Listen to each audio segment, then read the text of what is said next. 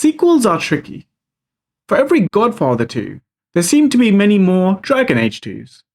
Sequels aren't always bad per se, but they do seem to struggle to recapture some of the magic of their predecessors. I imagine that it's because sequels face difficulties that the originals don't. The original may not have had any hype, nor anything to compare it to. A sequel, on the other hand, will inevitably be compared to the original and may be subject to unrealistic expectations. On top of that, people don't like change. Where there is a difference in approach taken in a sequel, even if the change isn't objectively worse, it can be hard not to perceive it as such. Sequels, it seems, do not have the luxury of being judged in isolation. Further, the original may have sat in the mind of its creator for years, with ideas being refined over a significant amount of time. Sequels, on the other hand, may need to be rushed in order to ride the wave of the original's popularity and to cash in on the original's success, possibly leading to unpolished fan service rather than a well thought out labour of love. So why am I mentioning all of this? Well, it's because I just played a sequel, Homeworld 2, the remastered version to be precise. Before I did play, I had been warned. I was told to temper my expectations by many people many times. I was still shocked, however, by how much it disappointed me. Now, I acknowledge that much of this disappointment might be a little unfair, but it was nevertheless real. And just calling Homeworld 2 a disappointment would be to do it a disservice. So I want to tell you what I think about the game, why I found it disappointing, but also what it did well. If you want to see my review on Homeworld 1 first, I've added a link in the corner of the screen. But if you don't, or if you've already seen it, let's make a start and talk about the gameplay. Acknowledged. If you didn't already know, both Homeworlds are real-time strategy games involving spaceship battles in a 3D map. Ready. Your job is to create a fleet of these spaceships, refine its composition, and blow up the baddies. There are a lot of different types of ships to play around with, meaning the difficulty curve is quite high. However, the game does well to explain each type's strengths and weaknesses. If the enemy has a lot of fighters, it might be a good idea to counter this by building ships that are effective against such fighters. Simple, right? Where the enemy subsequently has ships that are good against your anti-fighters, you might want to recycle your ships to make some that are more effective against those anti-fighter ships. And this cycle of rock, paper, scissors goes on and on. Other than attacking ships to blow them up, you might decide to weaken them instead. In order to build ships, you'll first need to build facilities. Enemies' facilities can be attacked, removing their ability to reinforce with particular types of ships. You can also target a larger ship's engines, making them sitting ducks. Weakening large ships before destroying them outright is a great way to gain a numerical advantage and to eventually overwhelm the enemy. Now, you rarely face an enemy fleet that only has one type of ship. The natural response to this would be to think that maintaining a balanced fleet composition at all times would be paramount. However, while that logic might be sound, I'm not entirely sure it's practical. Remember this thought as I'll return to it, but the main factor behind my reasoning here is an aspect of the game that I both appreciated and despised: the urgency. Homeworld 2 rushes you. From start to finish, the game adds mechanics to ensure that you can't sit still for too long. The first of these mechanics is a simple time element. At various points throughout the game, including the very first mission, you'll be faced with a literal countdown. While some of these may be of little significance, the impact is the same. You always feel that you need to get a move on. Some of these are very real time restrictions. On one particular mission, a shipyard can get boarded by the enemy. This results in you being given a 5-minute countdown to take it back. 5 minutes sounds like a decent amount of time, but in reality it isn't. The truth is that you basically have about 90 seconds to start boarding that shipyard yourself. Otherwise, you'll fail the mission. While this countdown is technically avoidable, it is rather difficult to do that. In the incredibly likely event that the countdown does start, you need to immediately send all your ships to take it back, regardless of the number of expected casualties and wasted resources. Needless to say, it can be quite a harsh mechanic. The second way that Homeworld 2 creates a sense of urgency is how the missions are structured. Generally, you are given very little time at the start of each mission before you're faced with an enemy wave. Quite a few missions start with something being under attack, forcing you to act now and build ships on the fly. This fast start to missions is accentuated by two further factors: how missions end and resource management. Let's tackle resources first. In order to build ships, you need to harvest resources. Well, sort of. If you run out of resources, in order to build more ships, you need to collect resources, or recycle some of your ships. There is a finite, albeit abundant amount of resource during each mission. But these resources are also accessible to the enemy. If you dilly-dally, in the rare moments that it's feasible for you to do so, you'll be punished for it. This is because you're allowing the enemy the opportunity to collect more of these resources, to rebuild their fleet, or to create a bigger fleet, leading to fewer resources for you to collect, and more resources that you need to utilize in order to win.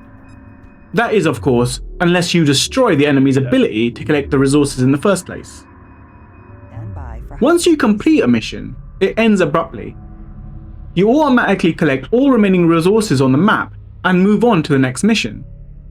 This is important to note, as the resources you collect throughout the game and the ships in your fleet carry over to each subsequent mission. If you ran out of resources in the previous mission, and the resources on the previous map were completely exhausted, then in the next mission, you will start with 0 additional resource. Not exactly ideal. Further, if your fleet was decimated in the final parts of a mission, the abrupt end means that you will not have the luxury of starting the next mission with a rebuilt fleet. Hopefully, you can now see why these features add to the impact of a fast starting mission. You need to start quickly, build ships quickly, and win quickly in order to maximize the number of resources you have available to you in the next mission, where you'll do it all over again. If you do mess up this cycle, then you'll have fewer resources, making a fast start more difficult, and ultimately making the game exponentially harder, at least in theory. Now, the fact is that there is a gigantic pool of resource available to you throughout the game. While this somewhat dampens the effect of this vicious cycle, if you do manage to mess it up enough times, it will eventually snowball on you. Now, remember when I mentioned that having a constantly balanced fleet composition might not be a practical approach? First, when you're dealing with fast starts and urgent gameplay, the reality is that you don't really have the time to maintain this balance.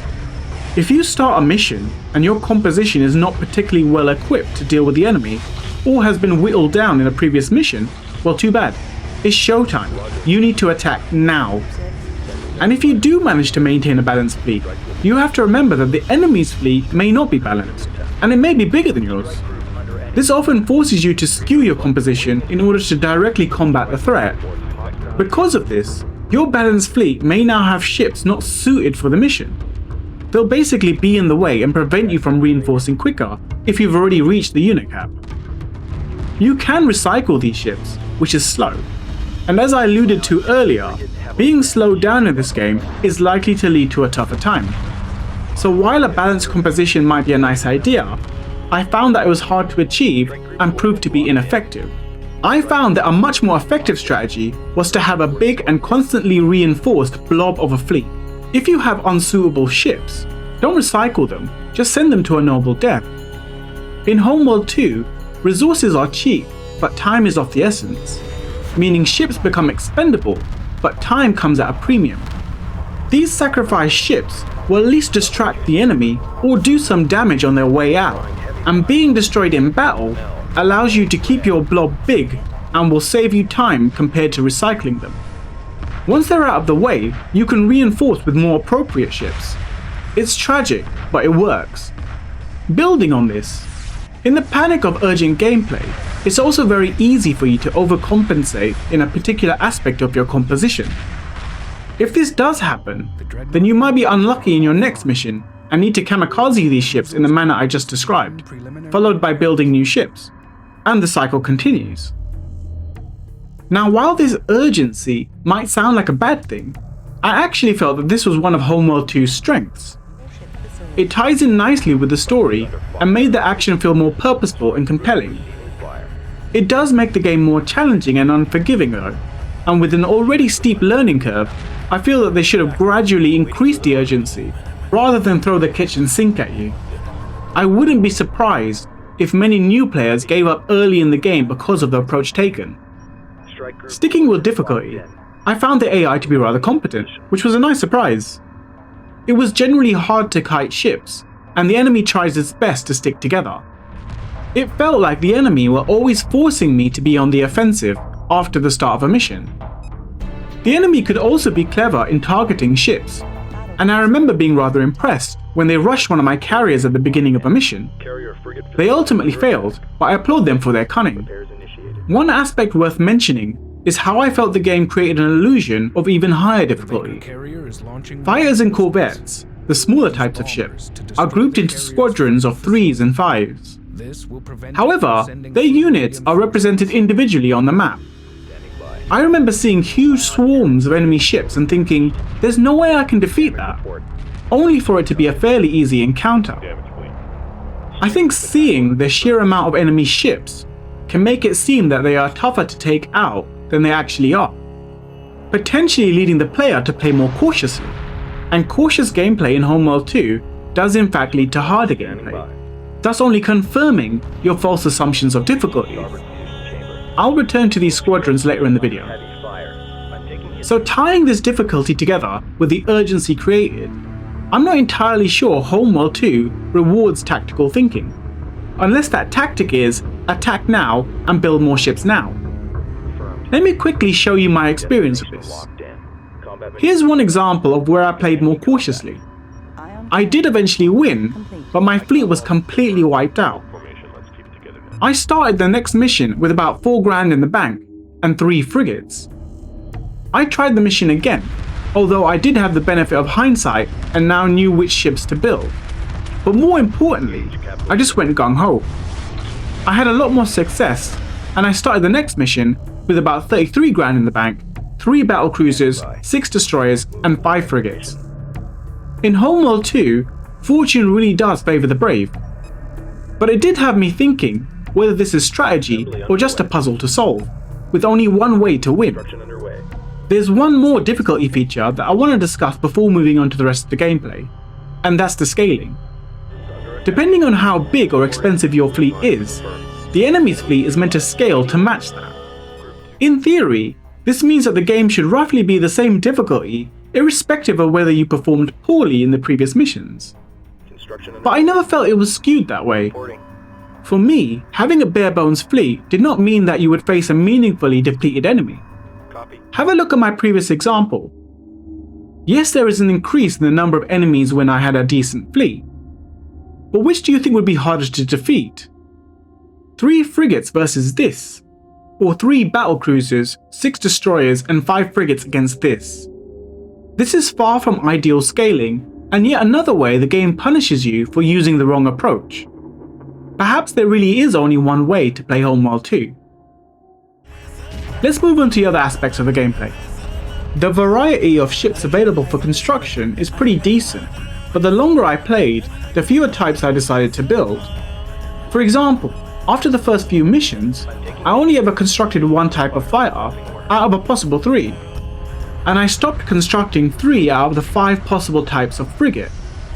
Out of the 15 or so regular ships, I probably used around half of these for the majority of the game. Therefore, I think the game is a bit simpler than it makes itself appear. If they trimmed these useless ships, it would go a long way in reducing the difficulty curve and encourage more players to stick with it. Moving on to research, you can choose to upgrade your preferred ships to the research options, which is a nice touch. These are purchased with the same resources that you need to build ships, and so in the early game, you need to decide whether to research or build. Some of these research items unlock certain types of ships, and some offer non-negotiable things that need to be unlocked to proceed with the game. However, quite a few research options can be ignored entirely, which I tended to do for about half of the ships. Maybe that's why I thought they sucked, who knows. Unfortunately, the research tab doesn't have too much depth, and it basically became a forgotten feature the further into the game I got. It's a shame because it was one of the more interesting features of the game. I wished it was a bit more fleshed out, but ultimately, it wasn't entirely needed to begin with. Homeworld 2 does have some mission variety, but overall, nothing really felt too different. For the most part, you need to deal with a wave of enemies, take out a carrier or a shipyard, and then finish the rest of the enemies off. However, 3 or 4 missions did seem rather unique to me, and it was these ones that turned out to be my favourite missions of the game. You might be happy to know that one of these is the very last mission. An example of another mission I enjoyed is in the second half of the game. You need to scramble to collect 3 artifacts which the enemy is also trying to grab. To an extent, it's possible to distract and outmaneuver the enemy to grab these before they do. Although the controls involved can be frustratingly fiddly, I found this mission to be a refreshing change of gameplay and was definitely one of the highlights throughout my playthrough. These unique missions, however, are the exception to the rule. The rest of the missions never did too much to make them stand out. Not terrible by any means, just not too memorable. I do have an example of a particularly poorly designed mission, which is mission number 2, so most players should have played it. I literally had to wait around doing nothing for 13 whole minutes. 13 minutes. You could have watched my Homeworld 1 review in that time. I don't know how this managed to get its way into the game, but it leaves a terrible first impression. Aside from that though, I didn't feel that any other mission was poorly paced. Finally, the combat itself does boast a few tactical mechanics, like targeting different parts of a ship, attacking from different directions in a 3D map, or using different formations. To be honest, other than the targeting mechanic, I never really experimented with these, nor did I ever feel the need to. But I am glad that depth is there, and I hope they make a difference in multiplayer games. So in trying to review Homeworld 2's gameplay on its merits, the gameplay is decent, if not a little imbalanced. The sense of urgency was an interesting approach, and it is successful in creating an engaging and somewhat tense atmosphere.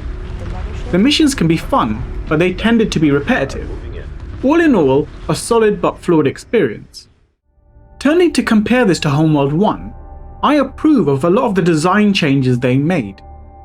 Homeworld 1 was a slower paced game, and it was easy to optimize the fun out of it. You could kite bigger ships, and send salvage corvettes to assimilate them like the Borg.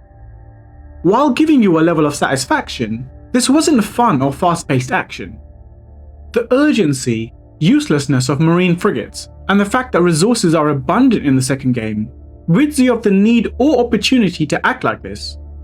It forces action. I think this is a good thing, even if a little flawed in its execution. The problem is though that it's a meaningful change, and people are inherently lazy. I had a strategy that worked, and it was taken away from me. It takes effort to relearn how to play again, and it takes a whole lot more effort to relearn how to play with such intensity. I hated being taken out of my comfort zone in such drastic fashion, but I can't fault the game for it, and I think it was the right thing to do. Moving on to the types of ship, the Homeworld games are somewhat different to each other. For the most part, I think this is a slight win for Homeworld 2. Even though I said I didn't use about half of the ship types in the game, this is about comparable to the first game. Homeworld has streamlined some of the variety, not only removing some of the more useless ships, but also some of the complexity. It does go a little too far in some ways though. I felt that replacing assault frigates with flak and torpedo frigates didn't quite work, and it just meant that I no longer had access to that particular type of ship.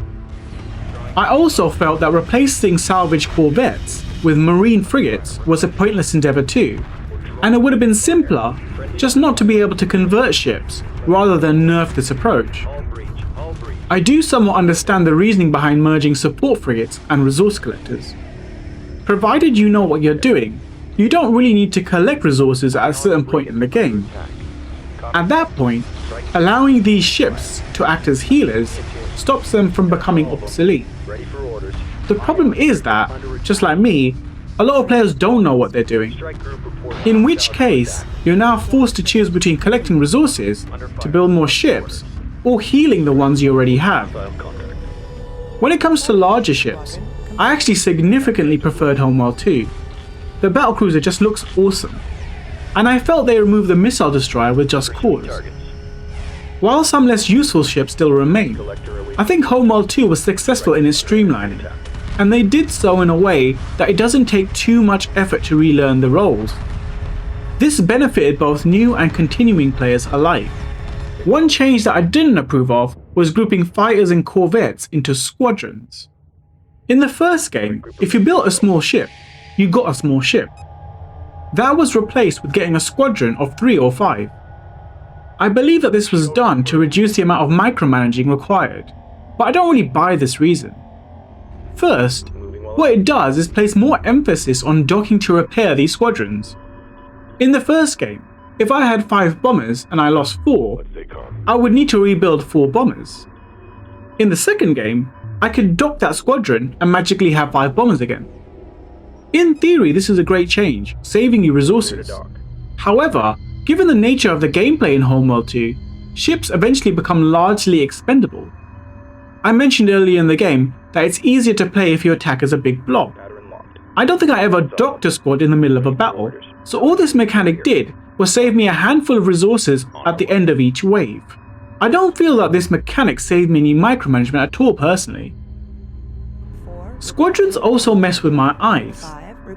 This is not necessarily a critique of squadrons, but more of its presentation.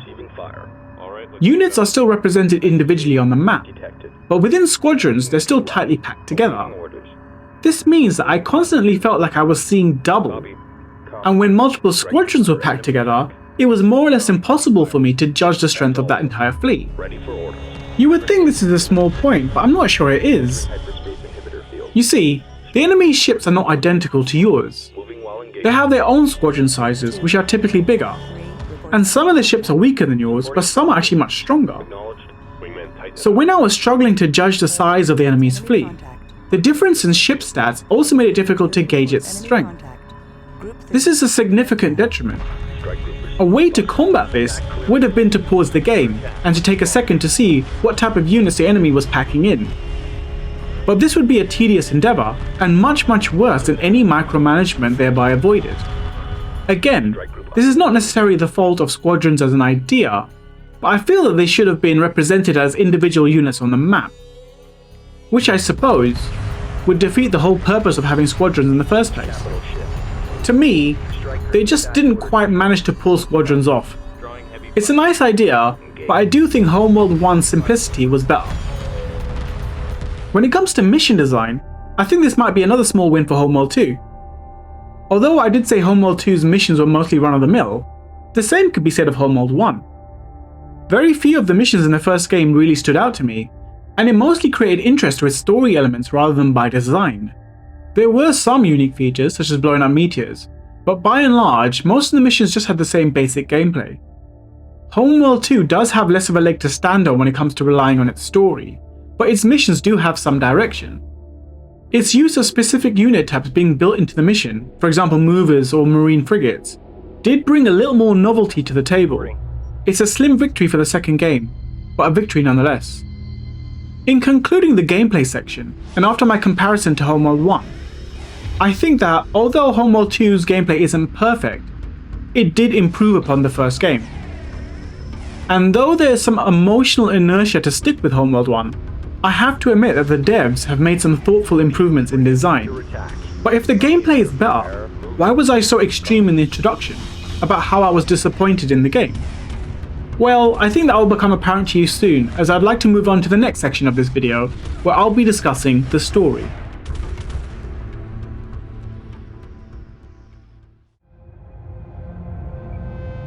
Oh boy, where do I start with the story?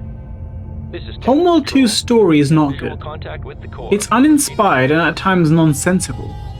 It's so forgettable that while writing this script, I struggled to remember it off the top of my head. However, after looking back at my footage, I think I can piece back the memories. Let me start by giving you the premise. and please note that there's going to be some spoilers here for the first 3 missions of the game. The game starts by letting you know that a hyperspace core was found 4,000 years ago. It allowed for interstellar trade routes and peace among the galaxy. And now, the second and third cores have been found, one on a desert planet, presumably Karak. This is a long story, but it basically means it's under the control of the Higarans, the race the player controls. The other core is in the hands of Makan, a warrior lord and the game's main antagonist. Just to note, Makan is a Vega, and from now on I'll be referring to the enemy, Makan, and the Vega more or less interchangeably. Makan has been going around conquering a bunch of systems and now he's eyeing up Higara. Meanwhile, the Higarans set about making a new mothership and plan to incorporate this new core. However, they immediately come under attack and the enemy are bringing some pretty beefy ships, forcing the mothership to flee back home. As the Higarans regroup, the Vega have already started invading Higaran territory. They give chase and force the mothership to flee again. This allows Makan to siege the homeworld and he demands that they give him the core. The mothership flees to the outskirts of his territory to a shipyard. There it can rebuild and hope to launch a counter-offensive. Then our good friends the Bentusi, a grandfatherly race, show up to read us a bedtime story. They explain that these 3 cores were created long ago by these progenitor folk to check out the galaxy. The cores became separated and this race is now long forgotten. It turns out that the first core that was rediscovered 4,000 years ago actually came to the Bentusi. The second core was with the Higarans and they took it into exile with them. And the third is now with Makan. The Bentusi go on to explain that the 3 cores will need to be united to awaken Sajuk. And we need this old-timey power in order to defeat Makan. And that's all I really want to say without spoiling too much of the game. Now let's dissect that. Let's start with the opening. Openings are incredibly important as they set the foundations of the story. Homeworld 2 takes the quick and direct approach to this. There's an opening cutscene with a lot of information, followed by a semi-tutorial, and then the game starts in earnest. Normally this quick start would be fine, and to an extent I still do appreciate that they jump straight to it here. However, I still think the opening is terrible. I think one of the reasons it's terrible is that it seems designed with new players in mind, but they've also failed in its execution. It feels like a rush to give you the most possible information in the smallest amount of time.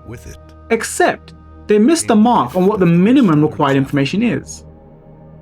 The challenges that the devs face is that not only do they need to set the scene, but as this is a sequel, they need to catch players up with the required context.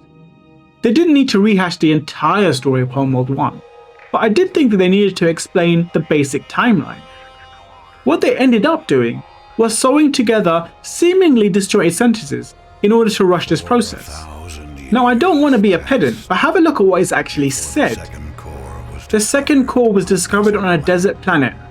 Pain and bloodshed flowed in its wake, but the exiles returned to their homeworld, Higara. This raises some questions for new players. What desert planet? Who were their exiles? Who exiled them?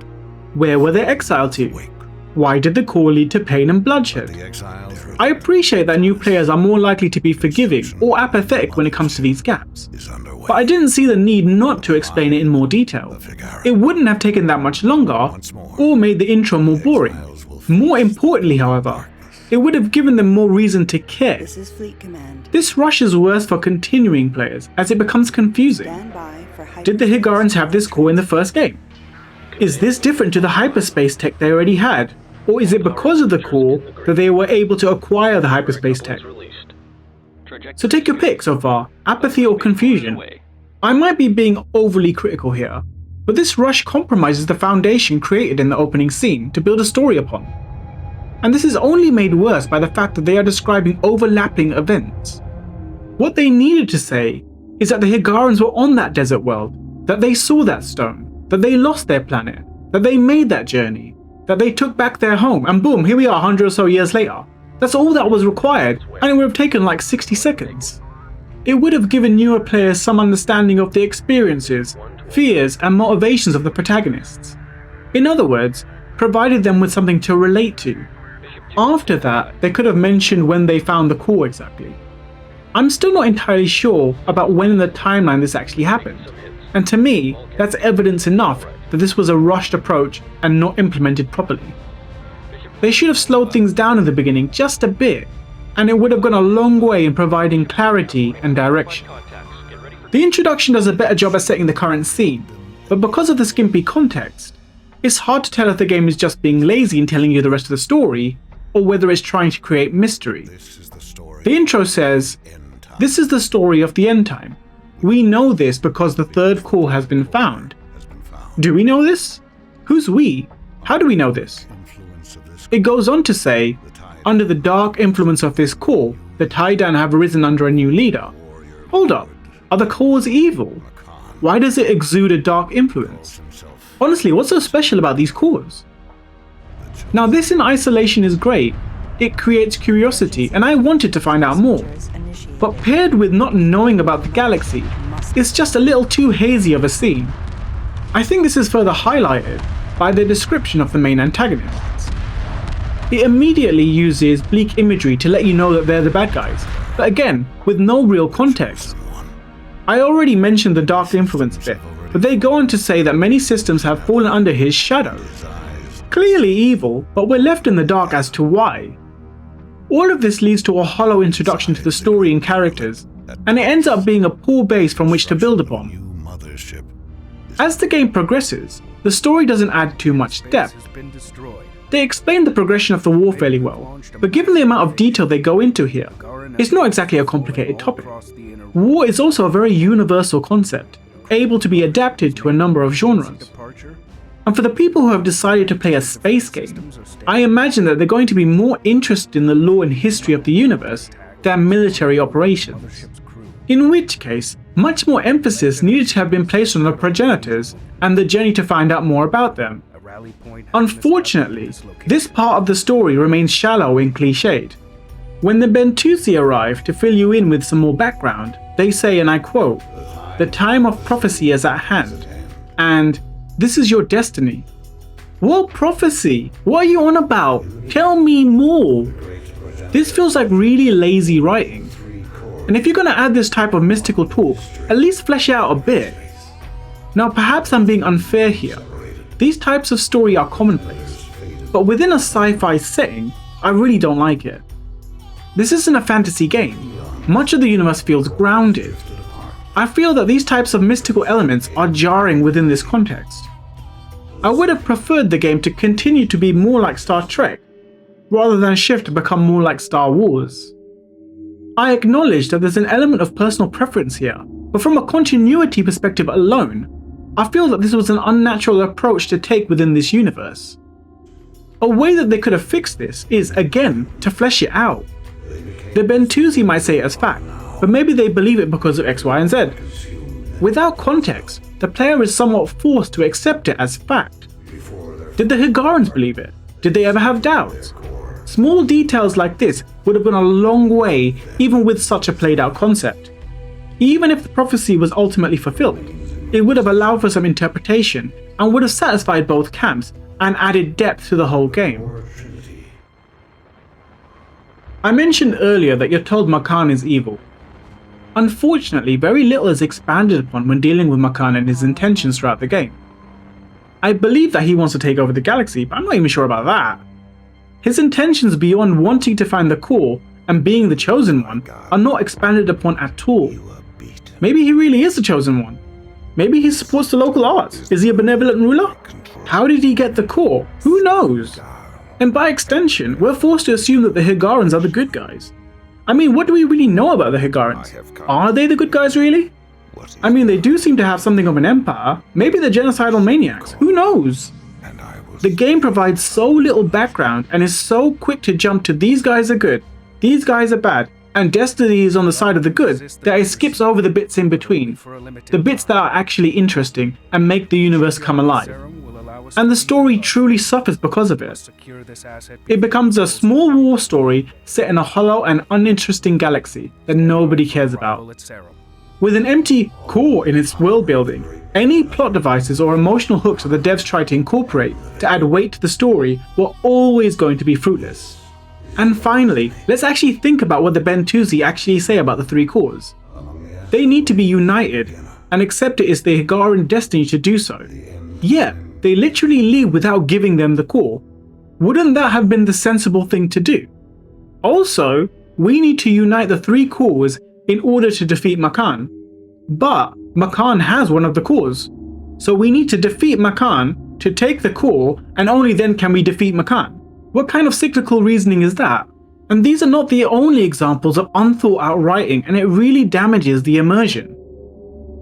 My criticism so far all reeks of either lazy or rushed development.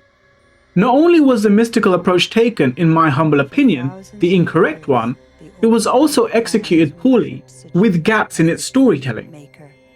In isolation, sure, Homeworld 2's story is forgettable, but its gameplay is solid, and so to an extent, it makes up for it. What makes the story here so much worse is when it's viewed side by side Homeworld 1. If you've seen my review of Homeworld 1, you'll know that I don't think it had the best story in the world. It ended poorly and was a small disappointment in its own right, but it was great for long stretches of the game, doing a lot of things right, things that the second game throws out the window. While the premise is kept simple in the first game, it has much better pacing. It takes a little more time to let you know who the Higarans are and what they're trying to achieve. It then sprinkles in a little mystery before hitting you with a powerful emotional hook. It takes 3 whole missions to build the player's familiarity with the race they control, to create intrigue so that the player wants to find out more about the galaxy, and finally, to make the player emotionally invested. In contrast, Homeworld 2 does none of these. In the second game, the Higarans seem to have no motivation other than to survive. Homeworld 2 gives you no time to get to know them before you're under attack, and no mystery is provided here either, since you know who is attacking you and vaguely why. It does try to get you emotionally invested, but it's much later in the game, and by that point the damage has already been done. You end up not caring and it falls flat. Now, I've already been quite harsh on Homeworld 2, but an aspect that I have to raise again is to do with world building. Homeworld 1 does well to create a sense of discovery. The player learns of the galaxy with the Higarans, meeting races for the first time, understanding what makes them tick, and only after that do they blow them up. You learn of empires, treaties, and history, and the galaxy feels alive. Homeworld 2 takes a different approach and relies heavily on this prophecy aspect. You learn very little about the galaxy as it is, and focus primarily on the war and learning more about the progenitors. Now, I can't fault them with the idea. This could have been a really interesting story, a deep dive into one particular part of the galaxy. The problem is though, that you don't really learn about the progenitors, you just steal their stuff. It ends up being a wasted opportunity and boring. While Homeworld 1 had a simple premise within a galaxy that feels lived in, Homeworld 2 goes for a slightly less simple premise within a galaxy that feels dead. To make this comparison fair, Homeworld 1 did also struggle with their depictions of the main antagonists, and they didn't get much deeper than being an evil empire doing evil things. But even then, Homeworld 1 did manage to explain some of their actions and shortcomings. And they weren't the only baddies you encountered in the game either, with other races you encountered being much more interesting. Homeworld 2's baddies are much worse, being one-dimensional and boring. To conclude this section, I thought Homeworld 2's story was poor, a step backward for the series. It seemed rushed, cliched, and was a massive missed opportunity, given that some of the ideas were actually quite good. I do wonder, judging by the way the game ends, whether Homeworld 2 was made with a third entry in mind. A rushed bridge between the first and third games, and that's why the story is so poor. I'm not sure, but I sure as hell hope that Homeworld 3 is all the better for it if true. Now, I don't like hating on games, so let's move on to one of Homeworld 2's strengths, its presentation. I hope to keep this section short and sweet. Homeworld 2 looks stunning. The ship designs, the battles, and the backgrounds all look fantastic. Unfortunately, I didn't spend too much time zoomed in to appreciate it in all its glory. Because of the gameplay, I spent most of the time zoomed out and staring at green and red shapes. but in the few times I did, and during in-game cutscenes, it really seemed like a work of art. There isn't much of a meaningful change here when comparing it to Homeworld 1. Both games are beautiful. I do think Homeworld 2 does edge it though, with its use of battle cruisers and more active maps. There just seems to be more going on in the maps in the second game. More debris, more ancient artifacts, which both look great. I do need to talk about the camera. I criticised Homeworld 1 heavily for its clunky camera controls. The same criticism applies to Homeworld 2. However, this time, I had a whole game's worth of practice so that it no longer bothered me. But I imagine that for newer players, the camera is going to be an incredibly frustrating aspect of the game. All I can say to you here is to learn that the insert and delete keys pan the camera up and down. These will be your friends, and you should get close to them. Moving on to the audio, this was great too. The music in Homeworld 2 is top notch, so are the sound effects, and the voice acting is solid. Again, this is a similar story to Homeworld 1, which also boasted great audio. I think I preferred the variety of music in the first game, but this is purely subjective, and I don't want that to take away from the sequel. One thing that I do think is worth mentioning though, is that Homeworld 1 often used great music to emphasize dramatic and emotional scenes to great effect. If you watched the previous section, you'll know that I don't think there is any emotion in Homeworld 2, and so unfortunately, the music wasn't given the opportunity to shine as it did in the first game. The presentation in both Homeworld games is a gigantic selling point for the series. Despite any criticism I laid out earlier, its audio and visuals still create a gorgeous and immersive experience.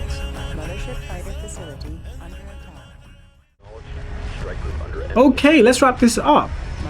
Despite being heavily critical of Homeworld 2's story, it still manages to be a solid space experience with beautiful visuals and music. If you're not particularly fussed about a single-player campaign, then it's very easy for me to recommend the game to you. However, if you do care about the story, and if you've played Homeworld 1, then the story here really is a huge disappointment. It isn't all terrible, but it doesn't come close to reaching the height of the first installment. Since it comes bundled alongside Homeworld 1 in the Remastered Collection, and since that collection can be bought for as little as a couple of quid, it's still easy for me to recommend you trying it at that price. And with Homeworld 3 just around the corner, it might be a good time to give this game another try. Having said that, I hope the third installment is a lot better than Homeworld 2. And that's it from me. Thank you very much for watching, and I will see you next time.